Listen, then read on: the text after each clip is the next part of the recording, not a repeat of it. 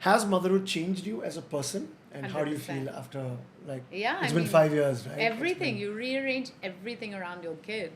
Like now, it's not even a question. Like, if we need to move, we'll move for our kid. Right, You know, right. it's not like now we've moved again because we needed to be closer to her school that she got admission in. So, you know, that's fine. We just uproot everything and move. Right. You know, it's just how life is. If she suddenly decides that she's going to become, maybe she like shows some great talent for something like let's say ice skating. Now there's And you have not to much move. ice skating And in you move India somewhere where there's ice where we have skating. to go. We will do it.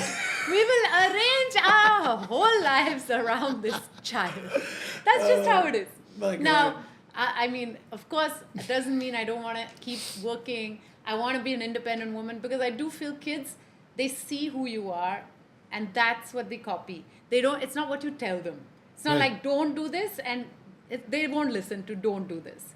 But if they see you not doing this, you Then- know, yeah, then they yeah, copy, yeah, they yeah. imitate. So if they Yes, see an yes. independent, especially because I have a daughter, if she sees an independent woman, she will become an independent woman. So for me, it is important to work. It is important to give what I need to myself creatively and other ways as well. But definitely, if something important comes up in my daughter's life, my life will rearrange itself for that. The sacrifices we make Uh-huh. for our children, and and how's the acting thing now? Like, how do you feel when you got back to acting Yeah. after Made in Heaven was Yeah. was something that you had already done? I'd while- done season 1 Yes, before yes. and season 2 after. season. Yes, Yeah. right. So how was that shift? Yeah. I mean, going from a project to the other. I mean, I had a big break because I gave birth just as the first lockdown happened. okay. So there was no work, right? There was for like a year, more than a year and a half. And then I got a film, Goldfish. Goldfish, right? And, Yes. and what happened was in that time, my daughter had all access to me 24/7 because we also didn't get much help. Right. So she thought, this is my universe and it'll always be there and this is it. And I was breastfeeding all the way until she was 2. So that was it, you know. She was like, there's nothing going to shake this. So when I went to London to do Goldfish, and my husband couldn't come because he had to do a workshop as well at the same time. So he couldn't come. So I had to actually, and my nanny didn't get a visa because it was the second round of COVID.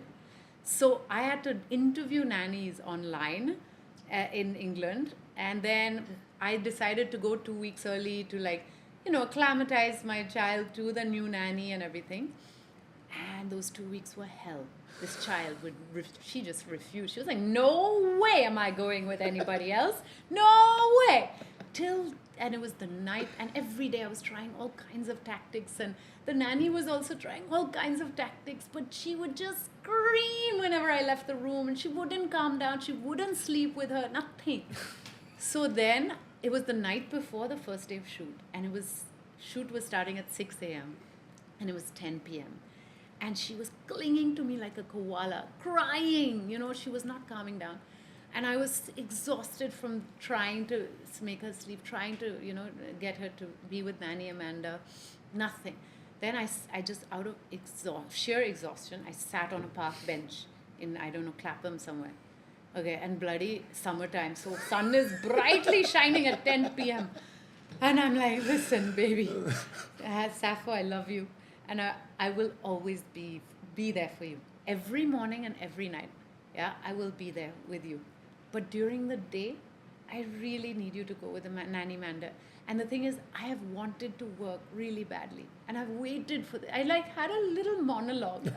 It really means a lot for me. I've been waiting to work. And I haven't had a chance. And it'll make me so happy to go. And I promise you, every morning and every night, I'll be here for you. She went to sleep 2 minutes after that. The next morning, she woke up and the first thing she said was, where's Nanny Manda? She understood. She got everything. And she was like 1.5. Oh, yeah, she was 1.5. She was 1.5. They get these things, right? They You just need have to communicate what you're feeling. And sometimes we try to be so cheerful and strong.